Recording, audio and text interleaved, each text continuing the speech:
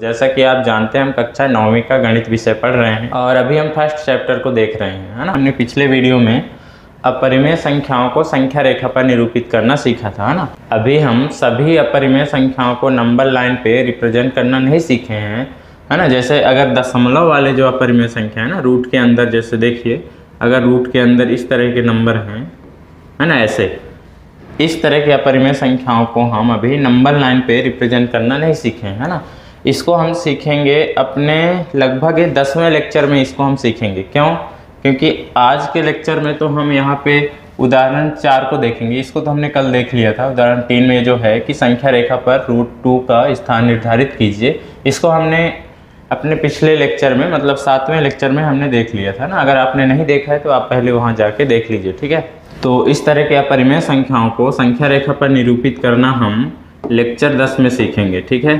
तो आप चैनल को सब्सक्राइब करके रखिए, ठीक है ना। जैसे ही हम यहाँ से अपलोड करेंगे तो आपको वीडियो का नोटिफिकेशन मिल जाएगा, ठीक है ना। तो देखिए यहाँ पे हम क्या करेंगे, आज इस वीडियो में उदाहरण 4 और जो हमारा प्रश्नावली है उसको सोल्व करेंगे, ठीक है ना। प्रश्नावली 1.2 को। तो देखिए हमारा उदाहरण 4 क्या है। तो ये रहा हमारा 4था उदाहरण, जिसमें पूछा है कि वास्तविक संख्या रेखा पर √3 का स्थान निर्धारित कीजिए। देखो वास्तविक संख्या रेखा का मतलब ये है, देखो संख्या रेखा पर सारे नंबर होते हैं, है ना। परिमेय, अपरिमेय, प्राकृत, पूर्ण, पूर्णांक, है ना। इसीलिए उसका नाम वास्तविक संख्या रखा गया है, क्योंकि परिमेय और अपरिमेय मिल करके वास्तविक संख्या बनाते हैं ना, तो उसमें सारे नंबर होते हैं, इसलिए इसको बोला है वास्तविक संख्या रेखा पर √3 का स्थान निर्धारित कीजिए, ठीक है। तो जैसा कि आपको पता ही है हम कैसे इसको निर्धारित करेंगे। वैसे अगर हम समझें यहाँ पे तो देखिए इसको प्रॉपर हम सॉल्व करेंगे, है ना, जैसे आपको नोटबुक में लिखना होगा, ठीक है। और एग्जाम में अगर आता है तो इसके लिए सबसे पहले आपको एक नंबर लाइन बनाना होगा, ठीक है। तो ये हमारा नंबर लाइन हुआ, ठीक है ना। इसमें आप जानते हैं यहाँ पे क्या होता है, शून्य मान लीजिए यहाँ पे है, क्या है, शून्य, और इधर की ओर +1 +2, ठीक है, यहाँ पे +2 +3, ठीक है, ऐसे +4, ऐसे नंबर हमारे नंबर लाइन पे इधर +∞ तक नंबर होते हैं, ठीक है। इस साइड में -1, है ना, -2, ऐसे -∞ तक का नंबर इधर होता है ना, ये आपको मालूम है। आप नंबर लाइन बना लेंगे, ये हमारा पहला स्टेप है, ठीक है। फिर देखो हमने अभी आपसे बोला कि अगर हमको √3 का लेंथ चाहिए, अगर हमको √3 का लेंथ चाहिए तो हमारे पास 1 इकाई का लेंथ होना चाहिए और साथ के साथ √2 का लेंथ होना चाहिए, है ना। तो √2 का लेंथ अगर हमको चाहिए तो देखो √2 का लेंथ हम कैसे निकालेंगे।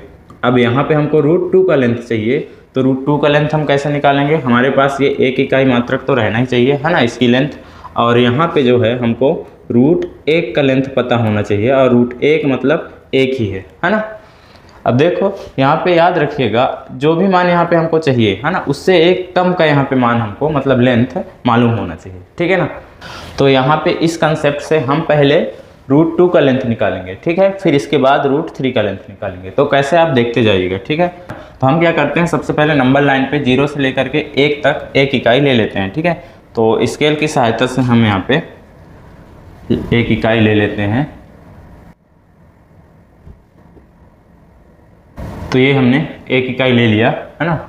इतने को ही 1 इकाई मानकर ऊपर की ओर हम लेंगे, क्योंकि ऊपर भी 1 इकाई लेना है हमको और नीचे भी 1 इकाई लेना है, तब जाके हमको √2 मिलेगा, है ना, ठीक है। तो देखिए ऊपर की ओर भी हमको लेना है, लेकिन उससे पहले आपको क्या करना होगा, दूसरा काम आपका क्या था। पहले तो आपने 1 इकाई ले लिया, है ना, यहाँ से आपने 1 इकाई तो ले लिया। देखिए आपने क्या किया, 0 से लेकर के यहाँ तक 1 इकाई ले लिया, है ना। कितना, 1 इकाई यहाँ से लेके यहाँ तक, ठीक है ना।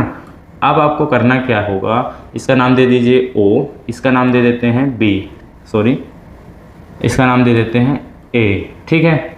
अब आपको यहाँ पे इस पॉइंट पे आपको क्या करना होगा, अपना D जो है उसकी सहायता से एक लंबवत लाइन खींचनी होगी। क्या करना होगा, D के सहायता से यहाँ पे लंबवत लाइन खींचनी होगी, ठीक है। तो चलिए ये हमारा D है। आप जो जो काम करते हैं उन स्टेपों को ध्यान भी रखिएगा, ठीक है। तो चांदे को यहाँ पे सेंटर में लगाना है आपको, इस पॉइंट पे यहाँ पे। फिर इसके बाद जहाँ पे 90 डिग्री सीध में है आपको क्या करना होगा, यहाँ पे ऐसे मार्क कर लेना है, ठीक है, यहाँ पे ये, ठीक। फिर स्केल की सहायता से आपको इसको और इसको मिला लेना है, ये ए पॉइंट को, ठीक है। तो ये हमारा स्केल है, हम क्या करेंगे यहाँ पे इसको मिला लेंगे, ठीक है। तो ज़रूरी नहीं कि आप उस पॉइंट से एकदम खींचे, आपको जैसे जितना आप एक इकाई लिए हैं ना उतना इसमें आ जाना चाहिए, इस लाइन पर इस तरह से आप खींच लीजिए, ठीक है। तो उतना कम से कम आ जाना चाहिए। तो ये हमने यहाँ पे इसको खींच लिया, ठीक है। इसमें हमारा आ जाएगा जितना इसका लेंथ था, है ना, एक इकाई के बराबर, ठीक है। तो देखिए यहाँ पे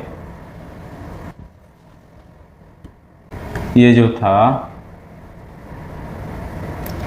ये जो एक इकाई हमने लिया था ये था 5.57, है ना, लगभग ये था। तो इतना ही लेंथ ले करके हमको यहाँ पे एक आर्क खींचना है इसमें, क्योंकि हमको ये जो इतना है ये एक इकाई के बराबर है, तो यहाँ पे भी हमको एक इकाई ही तो लेना है ना, ठीक है। कितना लेना है? एक इकाई ही तो लेना है, ठीक है, इसमें भी।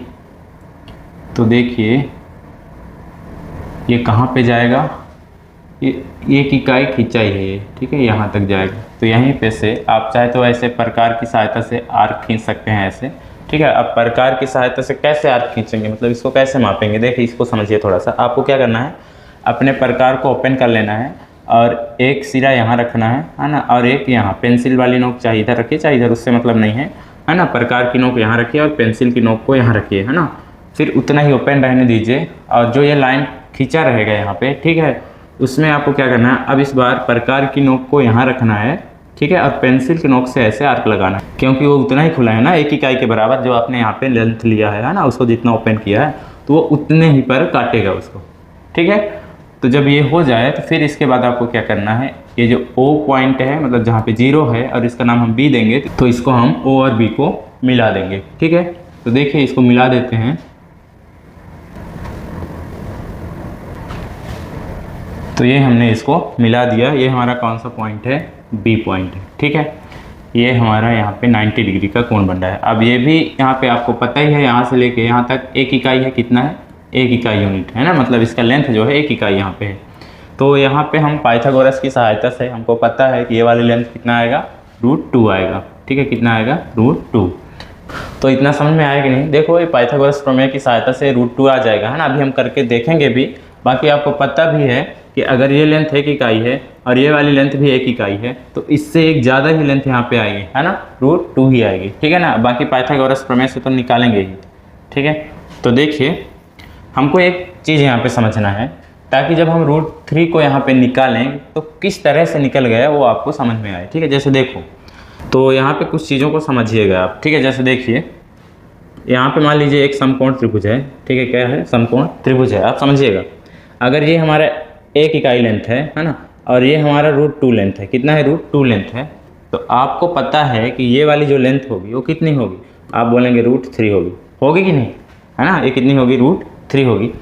ये तो समझ में आता है, आपने बहुत सारा कल भी सीखा था। और एक चीज़ देखिए, जैसे मान लो अगर हम आपसे यही बात पूछें, हम एक ही जिद पे अभी अड़े हैं कि मान लीजिए यहाँ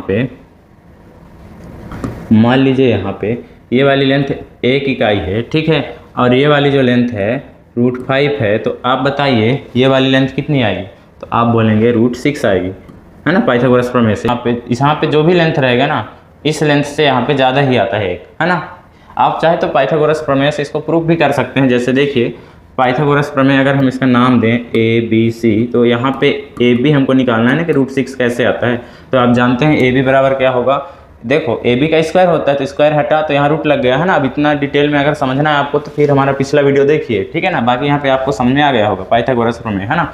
तो यहाँ क्या होता है, लंब का स्क्वायर, तो लंब हमारा 1 है, प्लस आधार का स्क्वायर, आधार क्या है, √5, तो √5 का स्क्वायर, ठीक है। आगे इसको सोल्व करेंगे तो 1 का स्क्वायर तो 1 ही रहेगा, ठीक है, प्लस यहाँ पे वर्ग से वर्गमूल हट जाएगा, ठीक है, तो बचेगा क्या, 5, तो यहाँ आया क्या, 5 और 1 ऐड होकर के √6 बन जाएगा, है ना। तो यहाँ पे क्या आया, √6 ही तो आया, मतलब यहाँ पे जो भी रहेगा, जितना भी लेंथ रहेगा उससे एक अधिक वाला लेंथ ही नंबर यहाँ पे आएगा, ठीक है। ये हमेशा याद रखिए, ठीक है। हम यहाँ पे जो भी बता रहे हैं आप पेशेंस के साथ समझते जाइएगा, है ना। फिर क्या निष्कर्ष निकलता है उसको जब आप समझ लेंगे तो कहेंगे हाँ ऐसा होता है पढ़ाई, ठीक है। देखो मान लो हम, जरूरी नहीं कि इस तरह से ही लाइन बनाएं, ठीक है। ज़रूरी नहीं कि इस तरह से हम लाइन बनाएं। मान लीजिए एक लाइन ऐसे है, ठीक है, एक लाइन ऐसे है। अब यहाँ पे सीधे में एकदम 1 इकाई लेंथ है, ठीक है। अब ये वाली लाइन जो है यहाँ पे देखो 90 डिग्री का कोण बन रहा है। यहाँ पे कितना बन रहा है? 90 डिग्री का कोण। ये हमारा मान लीजिए इस बार 1 इकाई है। कितना है? 1 इकाई लेंथ है। और ये वाली जो है √7 है। कितना है? √7 है। तो अब आप बताइए कि ये वाली लेंथ कितनी होगी? तो आप जानते हैं अगर यहाँ √7 है तो 90 के सामने वाले जो यहाँ पे लेंथ होता है जो बनता है यहाँ पे कितना आएगा? √8 आएगा। कितना आएगा? √8 आएगा। कितना आएगा? √8 आएगा, ठीक है। इसकी लेंथ कितनी आएगी? √8 आएगी। उम्मीद है ये समझ में आया होगा, ठीक है। अब आते हैं हम, जो सर्पिल बनता है वो सर्पिल उस तरह से क्यों बनता है जो आपके बुक में बना हुआ है ना, वो क्यों बनता है। अगर ये चीज़ समझ में आया है तो आप समझ जाएंगे चीज़ों को। तो देखिए हम फिर से एक यहाँ पे राइट एंगल ट्रायंगल बनाते हैं। तो देखिए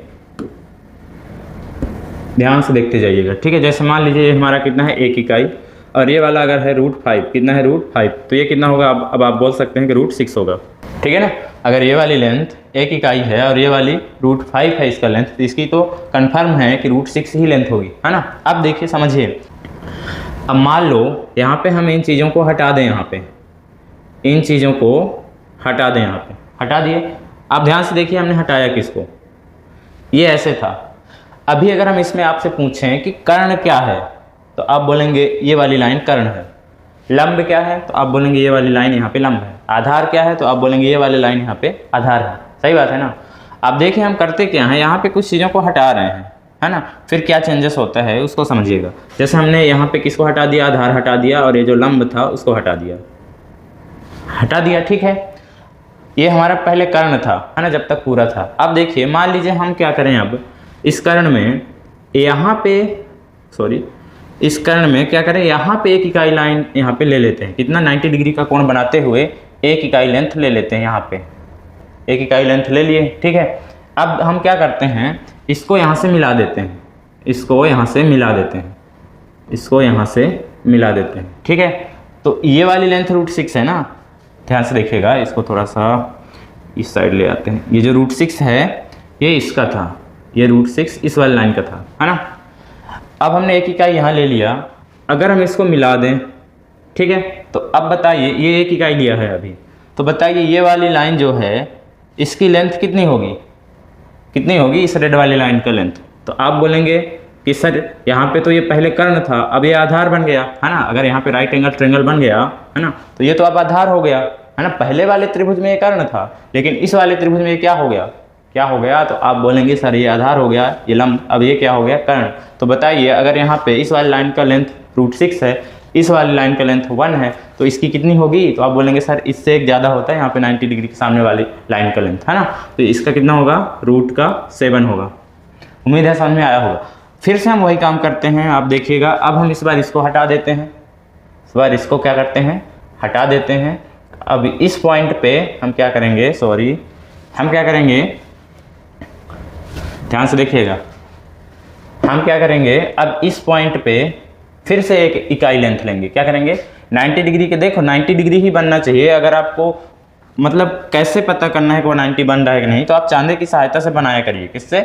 चांदे की सहायता से बनाया करिए, ठीक है। चांदे की सहायता से बनाया करिए तो 90 ही बनेगा, ठीक है। अब ये कैसे बनता है वो देखिएगा, ठीक है। देखिए चांदे की सहायता से अगर हमको बनाना है तो हम क्या करेंगे, इस चांदे को इस पॉइंट पे रखेंगे, यहाँ पे, ठीक है। यहाँ पे जहाँ पे सारे लाइन आके मिलते हैं ना, आपके चांदे में दिखता होगा। तो ये देखिए ये 90 है ना, यहाँ पे ऐसे छोटा सा आर्क लगा लीजिए, है ना। फिर इसके बाद आपको क्या करना है, इसको मिला लेना है, इसको इससे मिला लेना है, ठीक है। तो यहाँ पे अब आपको लेना 1 इकाई ही है, इतना मान लीजिए 1 इकाई है, तो यहाँ पे 1 डिग्री। अब इसको मिला दीजिए, है ना। तो बताइए ये वाला लाइन √7 है, ये वाली 1 इकाई है इसकी लेंथ, तो इसकी कितनी होगी? तो आप बोलेंगे सर 8 होगा, √8 होगा कि नहीं, ठीक है। तो उम्मीद है ये आपको समझ में आया। अभी हमने टुकड़ों में सीखा। अब चलिए इसी चीज़ को हम एक साथ यहाँ पे बनाते हैं, फिर समझते हैं, ठीक है। इसी चीज़ को हम एक साथ यहाँ पे बनाते हैं, फिर समझते हैं। तो देखिएगा, इसको इरेज करते हैं और हम यहाँ पे एक साथ बनाएंगे, ठीक है। तो देखिए ध्यान से देखिएगा, हम क्या करेंगे एक साथ। तो हम क्या करते हैं, यहाँ पे थोड़ा सा हमको स्पेस चाहिए, तो चलिए अब यहाँ पे समझते हैं, ठीक है। तो मान लीजिए यहाँ पे हमारे पास एक समकोण त्रिभुज है। ठीक है, क्या है? समकोण त्रिभुज है। देखते जाइएगा, ये हमारे पास एक समकोण त्रिभुज है। ठीक है, अब इसकी लेंथ जो है 1 इकाई है, इसकी लेंथ यहाँ पे 1 इकाई है। ठीक है, अब ये वाली लेंथ मान लीजिए 10 है, मान लीजिए 10 है, क्या है? रूट का 10 है। ये वाली लेंथ कितना है? रूट का 10। तो अब आप समझ गए होंगे यहाँ पे कितना होगा, तो आप बोलेंगे सर यहाँ पे रूट का 11 होगा। कितना होगा? रूट का 11 होगा। ठीक, फिर हम वही काम करते हैं कि हम यहाँ पे 1 इकाई लेंथ लेते हैं यहाँ पे, और 90 डिग्री का कोण बनाते हुए। ठीक है, ये हमने 1 इकाई लेंथ ले लिया, मान लीजिए, समझने के लिए है। ठीक है, अब हम इसको और इसको मिला देते हैं, इसको और इसको मिला देते हैं। ठीक है, तो ये हमारा कितना है? 1 इकाई लेंथ है ना। यहाँ से लेके यहाँ तक की ये जो लेंथ है कितना है? रूट का 11 है। तो अब बताइए इस वाले समकोण त्रिभुज में ये वाली लेंथ कितनी होगी? आप बोलेंगे सर अगर हम इसको नज़रअंदाज करें, ठीक है, तो इस त्रिभुज में ये वाली लेंथ रूट 11 है, ये वाली लेंथ 1 इकाई है, तो ये वाली लेंथ कितनी होगी? आप बोलेंगे रूट का 12 होगा। ठीक है, ऐसे फिर से मान लीजिए यहाँ पे हम 90 डिग्री का यहाँ पे फिर से 1 इकाई ले करके, है ना, लंबवत बनाते हैं यहाँ पे 1 इकाई लेंथ का। ठीक है, तो ये 1 इकाई हो गया। अब यहाँ फिर 90 डिग्री कोण बनेगा, फिर से इसको मिलाओ, है ना। तो अब बताइए अगर ये रूट 12 है इसकी लेंथ, तो इसकी कितने होगा? आप बोलेंगे सर रूट का 13 होगा कि नहीं? ठीक है, ऐसे ही अगर हम इसको 1 इकाई और बढ़ा दें लेंथ, ठीक है, यहाँ पे फिर 90 डिग्री बनेगा, तो अब देखिए इसकी लेंथ कितना होगा? तो आप बोलेंगे सर 14 होगा। ठीक है, तो उम्मीद है आपको समझ में आ गया। अगर हम फिर से यहाँ पे 1 इकाई ले लें, ठीक है, और इसको फिर से हम मिला दें, है ना, तो ये वाली जो लेंथ होगा वो कितना होगा? आप बोलेंगे सर 15 होगा। फिर से अगर हम 1 इकाई यहाँ पे ले लें, ये 90 डिग्री बना लें, है ना, और फिर से अगर इसको मिलाएं, तो ये तो हो गया, ये वाला है ना 15, तो ये वाले कितना हो जाएगा? 16 हो जाएगा। ये अगर एक लेंथ लेते हैं तो। ठीक है, तो इस तरह से आपके बुक में सर्पिल बना है। इसी सर्पिल के सहायता से हम क्या करेंगे, यहाँ पे जो हमारा क्वेश्चन है, उदाहरण 4 है कि √3 को नंबर लाइन पे रिप्रेजेंट करिए, तो इसी के सहायता से रिप्रेजेंट करेंगे। तो अगर आपने यहाँ पे समझ लिया है तो उस चीज़ को आप वहाँ पे बहुत अच्छे से समझ पाएंगे और चीज़ों को लिख पाएंगे एग्जाम में। ठीक है, तो चलिए अपने प्रश्न पे आते हैं और उसको करते हैं सोल्व। ठीक है ना, देखिए यहाँ पे हमारा +3 था। ठीक है, तो देखिए अब हम क्या करेंगे, हमको यहाँ पे √2 का लेंथ तो मिल गया, ठीक है, लेकिन हमको √2 नहीं चाहिए। हमको क्या करना है, नंबर लाइन पे मतलब वास्तविक संख्या रेखा पर √3 का स्थान निर्धारित करना है ना। पर अभी ये जो इतना काम किए उसमें तो √2 ही आया। तो अब आप समझ गए होंगे कि सर आप क्या करिए, यहाँ पे इस कोने पे 1 इकाई लेंथ ले लीजिए, है ना, इस कोने पे 1 इकाई लेंथ ले लीजिए और इसको मिला दीजिए, है ना। 90 डिग्री के साथ लेना है ये लेंथ, ठीक है, लंबवत इस पर लेना है, ये रेड वाले लाइन पर लंबवत यहाँ पे 1 इकाई लेंथ लेंगे और उसको मिला देंगे, तो जो ये वाली लाइन बनेगा वो √3 होगा। सिंपल, जो अभी यही तो समझ रहे थे, है ना, तो यही करते हैं। तो चलिए यार इसको हटाते हैं, ऊपर वाले को, हमको जगह चाहिए। ठीक है, तो चलिए आपको करना क्या होगा, वही आपको ये चांदे मतलब डी के सहायता से पहले 90 डिग्री यहाँ पे बनाना होगा। ठीक है, इसको आप घुमा लीजिए ऐसे, ठीक, और इसको बीच में रखिए। चलिए थोड़ा जूम करके आपको दिखाते हैं सारे काम को। तो ये हमने चांदे को यहाँ पे लगा लिया रेड वाले लाइन के साथ, ठीक, और ये बी पॉइंट पर लगाना है आपको, और जहाँ पे आपको 90 डिग्री दिख रहा है आपको पेन से मार्क कर लेना है। यहाँ पे पेन से क्या करना है, ऐसे यहाँ पे मार्क कर लेना है। फिर आप क्या करेंगे, इसको स्केल की सहायता से मिला लीजिए। ठीक है, क्या करिए, स्केल की सहायता से मिला लीजिए इसको। तो देखिए इसको मिलाते हैं हम पॉइंट बी से,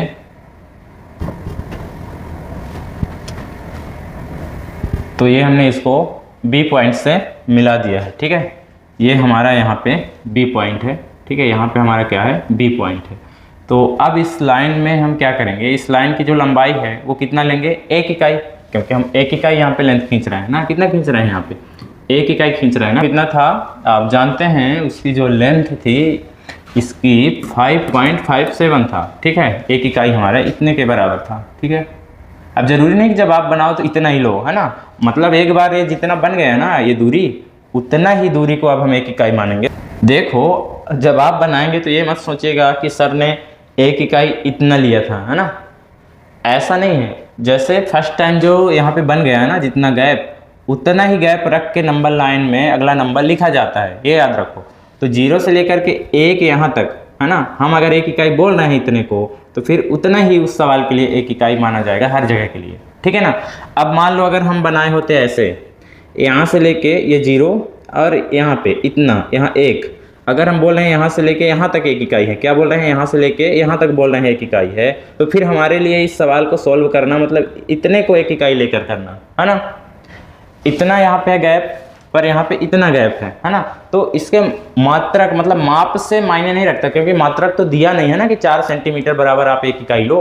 जब कुछ भी मात्रक यहाँ पे ना दिया हो तो आप 1 इकाई है ना, मान लीजिए चाहे इतने को बोल दें एक बार, फिर उतने ही गैप ले करके ऐसे नंबर लाइन पे नंबरिंग करना है, ये याद रखो।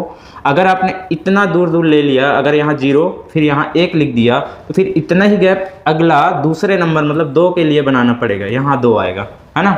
उम्मीद है आप समझ पाए होंगे कि इस 1 इकाई का मतलब क्या है और 5.57 का मतलब क्या है ना। तो ये चीज़ आप समझ के रखिएगा, है ना। इस गलत फहमी में मत रहिएगा कि हमने 5.57 यहाँ 1 इकाई लिया है तो आप भी लीजिए, नहीं, ऐसा नहीं है, ठीक है ना। 1 इकाई आप इतना अगर बोल रहे हैं 1 इकाई है, ठीक है, तो अब आप उस प्रश्न के लिए हर जगह जहाँ पे 1 इकाई की ज़रूरत हो रही है उतना ही लेना है। जैसे यहाँ लाइन खींचे हैं तो इतना ही गैप का ये लेना है, फिर यहाँ अगर लाइन इसमें से खींचे हैं तो इतना ही गैप का यहाँ लेना है, ठीक है। वो आपके प्रश्न पे है कि आपने कितने गैप ले करके कितना दूरी को 1 इकाई मान करके सवाल को स्टार्ट किए हैं, बस वो मायने रखता है, ठीक है। ये नंबर मायने नहीं रखता है, तो इस डाउट को आप क्लियर करके रखिएगा, ठीक है ना, गलत फहमी में मत रहिएगा। तो ये हमारा जो गैप था वो कितना था, 5.57 था। कितना था, 5.57 था। तो हम इस लाइन पे उतना ही लेंथ लेंगे, ठीक है, 5.57, तभी तो हमारा 1 इकाई होगा, ठीक है। तो ये हमारा 5.57 तक आ गया है। हम यहाँ पे आर्क लगाएंगे, ठीक है। एक आप प्रकार की सहायता से, जैसे प्रकार को इतना खोल लेंगे, ठीक है, ये 5.57 के बराबर आपका प्रकार खुल गया। अब आपको ये बी पॉइंट पे रखना है और ऐसे यहाँ पे एक आर्क लगा लेना है, ताकि आप उस पॉइंट से इस पॉइंट को मिला पाए जहाँ पे वो काटेगा आर्क, है ना। तो हमारा यहाँ पे आ रहा है, यहाँ पे, ठीक है, यहाँ पे। तो इसको अब हटाते हैं, ठीक है, इस साइड करते हैं क्योंकि अभी तो मिलाना है ना। ऐसे आर्क लगा लिया करिए आप प्रकार की सहायता से, ऐसे, है ना, कुछ इस टाइप में लगेगा, ठीक है। तो देखिए यहाँ पे हमारा आर्क है, तो इस पॉइंट से हम क्या करेंगे, ओ पॉइंट को मिलाएंगे और यही वाली जो लाइन आएगा उसका लेंथ जो होगा √3 को नंबर लाइन पे रिप्रेजेंट करेगा। तो चलिए इसको मिलाते हैं, पॉइंट से और इस पॉइंट को हम मिला देते हैं, ये, ठीक है। तो जो ये वाली लेंथ आई है, ये है ना, ये लेंथ जो है ये हमारा √3 को रिप्रेजेंट करेगा, किसको, √3 को, ठीक है। उम्मीद है आपको यहाँ पे समझ में आया होगा, क्योंकि इससे पहले हमने बहुत सारे यहाँ पे एग्जांपल लेके एक सर्किल बनाया था, उसी कंसेप्ट से इसको बना दिए, ठीक है ना, ठीक है ना। अरे बोलो ना। देखो अब देखिए हमको करना क्या है, अब ये तो हमको लेंथ मिला ना, ये वाली जो लाइन है वो तो हमको लेंथ ला के दे दिया। अब हमको इस लेंथ को मतलब √3 लेंथ को नंबर लाइन पे निरूपित करना है ना। तो हमको क्या करना होगा, सर आप प्रकार की सहायता लीजिए। जी बिल्कुल, ठीक है। तो देखिए हम अब क्या करेंगे, प्रकार की नोक को, पिन वाली नोक को यहाँ रखेंगे, अरे ठीक है। तो चलिए रख देते हैं, फिर इसके बाद इसको ओपन करेंगे यहाँ तक। इस पॉइंट का नाम दे देते हैं सी पॉइंट। इस पॉइंट का नाम क्या दे दिए, सी पॉइंट। यहाँ पे 90 डिग्री का कोण बन रहा है ना। तो कोई भी काम छोड़ा मत करिए, ठीक है। तो देखिए हम क्या करेंगे, इसके पॉइंट को यहाँ पे रखेंगे, पिन पॉइंट को, और पेंसिल वाले पॉइंट को यहाँ पे रखेंगे, ठीक है। पेंसिल वाले पॉइंट को यहाँ पे रखेंगे, ये हो गया, ठीक है। अब प्रकार को अपना इतना ही ओपन करके रखना है, इसको चेंज नहीं करना है, और नंबर लाइन पे क्या करना है, आपको एक आर्क खींचना है यहाँ से लेके यहाँ तक, ठीक है। तो चलिए हम वो काम करते हैं, इसको चेंज नहीं करना है, पहले हम यहाँ पे इसको नंबर लाइन पे लाते हैं। कहाँ पे जा रहा है, यहाँ पे, ठीक है ना। अब क्या करते हैं, इसमें हम यहाँ पे डॉटेड करके आर्क खींचते हैं, ठीक। देखिए ये हमारा आर्क खींचा गया, देख रहे हैं ना। यही जो है, अब ये आर्क जो है जहाँ पे नंबर लाइन को काट रहा है, ठीक है, ये आर्क जो है नंबर लाइन पे जहाँ पे काट रहा है, वही पॉइंट जो होगा, ये वाला जो पॉइंट होगा, है ना, ये जो पॉइंट होगा ये √3 को रिप्रेजेंट कर रहा होगा। ये पॉइंट क्या होगा, √3 को रिप्रेजेंट कर रहा होगा, ठीक है। ये √3 को रिप्रेजेंट कर रहा है, ये वाला पॉइंट, यह वाला, ठीक है ना। तो इस तरह से हम नंबर लाइन पे इस बिंदु का कुछ नाम दे देते हैं, ताकि जब हम लिखेंगे, है ना, तो आसानी हो। और इसको डॉटेड कर देते हैं क्योंकि इसको हम हटाएंगे। ठीक है, डॉटेड कर देते हैं, डॉटेड डॉटेड डॉटेड। ठीक है, चलिए इसको हम डॉटेड लाइन से ऐसे कर देते हैं, ड्रॉ कर देते हैं। ठीक है ना, हमने ऐसे डॉटेड से ड्रॉ कर दिया। अब इसको हटा देते हैं। ठीक है ना, इसको भी हटाते हैं। ये जो ऐसे बना है सारे चीज़, इनको सबको हटा देते हैं। ठीक, ये हमारा ऐसे बन के तैयार होगा जब आप अपने नोटबुक में बनाएंगे तो। ठीक है, अब हमारा रह गया लिखना। हमने क्या क्या किया उसी चीज़ को हमको क्या करना है, यहाँ पे लिखना है ना। ठीक है, तो चलिए देखते हैं, चलिए लिखते हैं। ये हमारा चौथा जो उदाहरण था ना उसका हल है। ठीक है ना, जो चौथा उदाहरण है उसका हल है। तो हमने सबसे पहले क्या किया, √2 का लेंथ निकाला है ना। तो इसमें क्या क्या काम किया है वो लिखना है पहले। ठीक है, हमने क्या किया है यहाँ पे कि OA, यहाँ OA बराबर AB, OA बराबर AB। ये दोनों को बराबर क्यों किया, क्योंकि दोनों का लेंथ हमने एक एक इकाई लिया है ना, इसलिए यहाँ पे यहाँ OA बराबर AB, एक इकाई इस प्रकार लिया कि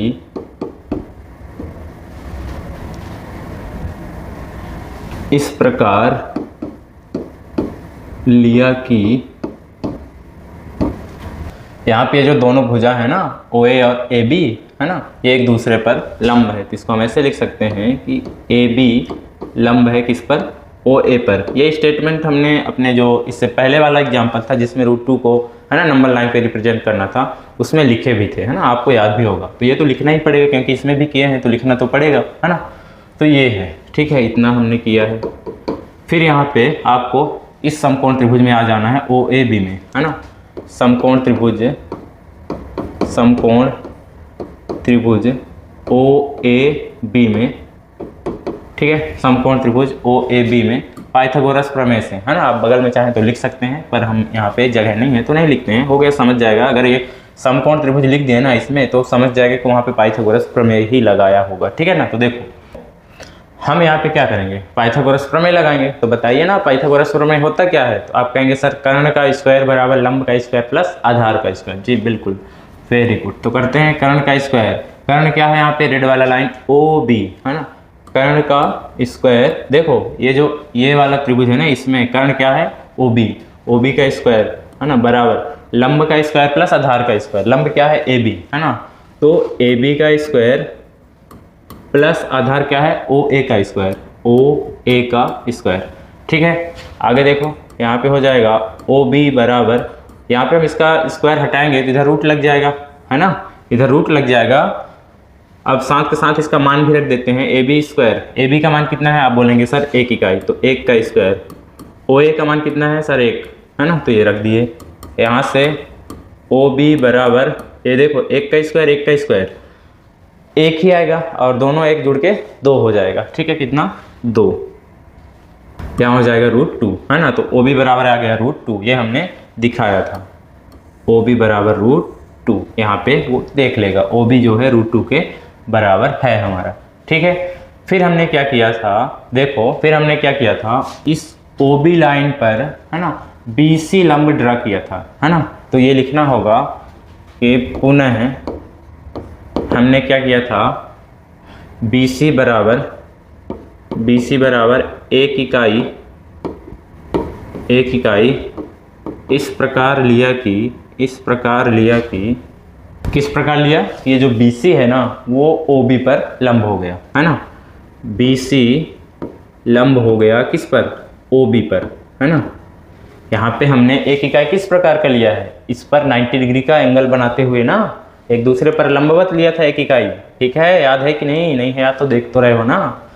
ठीक है, आगे फिर से अब ये जब यहाँ पे 90 अंश लिए हैं तो इसको मिलाया था तो यहाँ 90 डिग्री कोण बना था, मतलब एक समकोण त्रिभुज और बना था, कौन सा, OBC। ठीक है, तो फिर से यहाँ पे हम लिखेंगे कि समकोण त्रिभुज OBC में। तो यहाँ पे हम फिर से लिखेंगे कि समकोण त्रिभुज OBC में। ठीक है, क्या लिखेंगे, समकोण त्रिभुज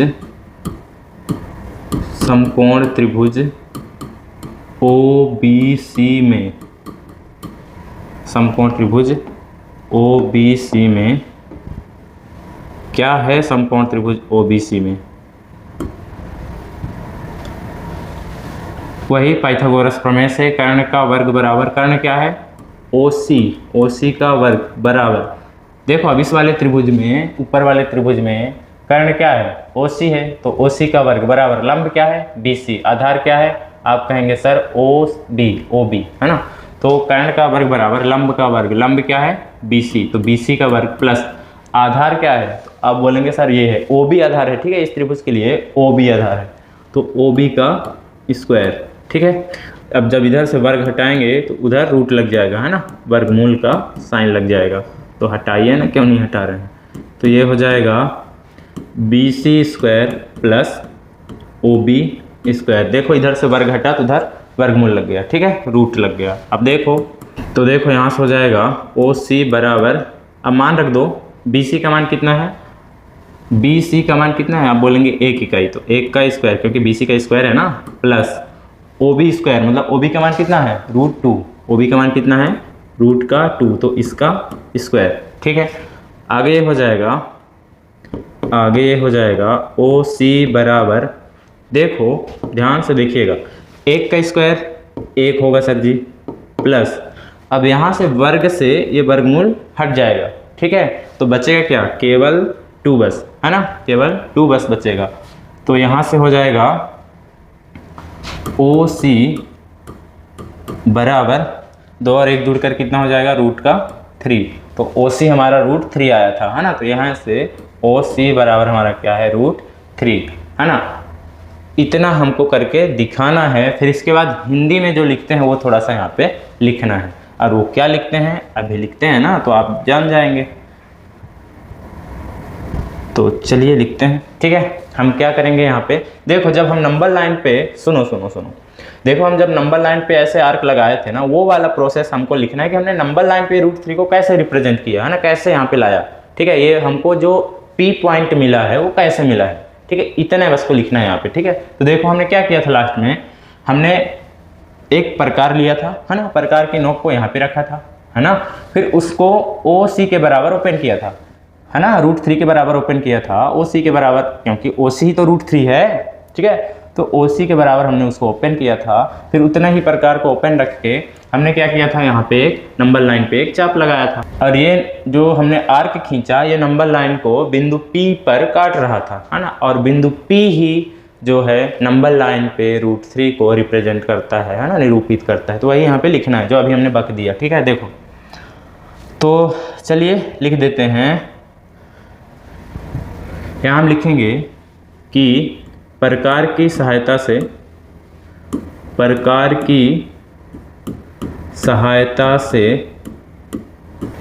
O को केंद्र मानकर, यहाँ पे हमने प्रकार की नोक रखा था ना, जहाँ पे हम प्रकार की नोक रखते हैं उसको केंद्र बोलते हैं, ठीक है। तो प्रकार की सहायता से O को केंद्र मानकर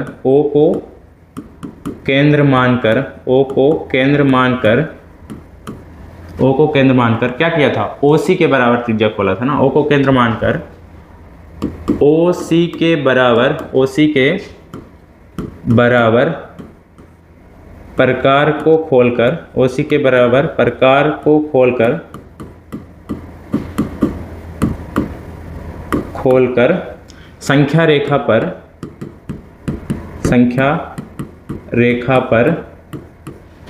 एक चाप खींचा,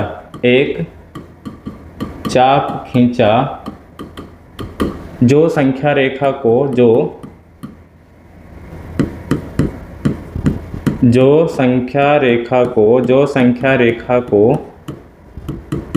बिंदु P पर काटती है, जो संख्या रेखा को बिंदु P पर काटती है,